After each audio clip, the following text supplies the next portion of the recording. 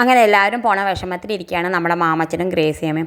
എന്തായാലും എല്ലാവരും പോയി കിടക്കുന്നുണ്ട്. പിറ്റേ ദിവസം രാവിലെ ആവുന്നുണ്ട്. നമ്മുടെ രേവതിക്കുട്ടിയാണെങ്കിൽ നമ്മുടെ ചാവി ഒളിപ്പിച്ച് വെക്കുന്നുണ്ട് കാറിൻ്റെ. രോഹിത് കാറിൻ്റെ ചാവി തിരക്കിയിട്ട് നമ്മുടെ രേവതിക്കുട്ടിയുടെ അടുത്തേക്ക് പോകുന്നുണ്ട്. എന്നിട്ട് ചോദിക്കുന്നുണ്ട്, ഞാൻ വരാൻ വേണ്ടിയിട്ടാണോ നീ ചാവി ഒളിപ്പിച്ച് വെച്ചതെന്ന് ചോദിക്കുന്നുണ്ട്. രേവതിക്കുട്ടി പറയുന്നുണ്ട് അതേ എന്ന് പറയുന്നുണ്ട്.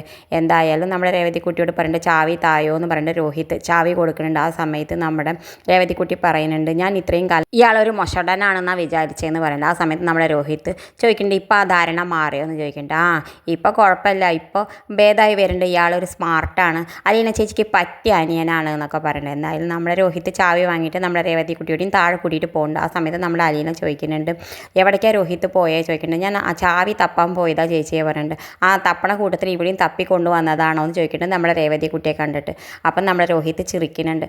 എന്തായാലും എല്ലാവരും യാത്ര പറയുന്നുണ്ട് നമ്മുടെ മാമച്ചനോടും ഗ്രേസിയമ്മോടും. ആ സമയത്ത് നമ്മുടെ ഗ്രേസിയമ്മ പറയുന്നുണ്ട്, ഇത്രയും കാലം ഇത്രയും മക്കളുണ്ടായിട്ടാണോ ഞങ്ങൾ ഇങ്ങനെ വിഷമിച്ച് കഴിഞ്ഞിരുന്നത്, ഒരു സുഖവും സന്തോഷവും അനുഭവിക്കാതെ. ഞങ്ങൾക്ക് എത്ര മക്കൾ, അത് ആലോചിച്ചിട്ട് ഞങ്ങൾക്ക് ഒരുപാട് സന്തോഷമാവണുണ്ട് എന്ന് പറയുന്നുണ്ട്. ഇനി ഞങ്ങൾ അങ്ങോട്ട് വരുന്ന സമയത്ത് എനിക്ക് അറിയില്ല, അലീനെ കാണാൻ പറ്റുമോ എന്ന് അറിയില്ല എന്നൊക്കെ പറയുമ്പോൾ എല്ലാവർക്കും വിഷമാവണുണ്ട്.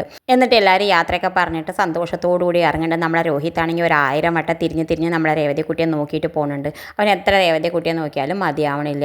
എന്തായാലും എല്ലാവരും യാത്ര പറഞ്ഞ് ഇറങ്ങി പോകുന്നുണ്ട്. പിന്നെ കാണിക്കുന്നത് അപ്പുറത്ത് നമ്മുടെ ബാലചന്ദ്രൻ സ്റ്റാൻഡിലെ വീട് എത്തിയിട്ട് വാതിലൊക്കെ തട്ടുന്നുണ്ട്. വാതിൽ വന്ന ഒരാൾ തുറക്കുന്നുണ്ട്. ആരാ നമുക്കറിയില്ല, സ്റ്റാൻലി ആവും നമുക്ക് പ്രതീക്ഷിക്കാം. ഇത് കാണിച്ചുകൊണ്ടാണ് ഇന്നത്തെ പ്രൊമോ അവസാനിക്കുന്നത്.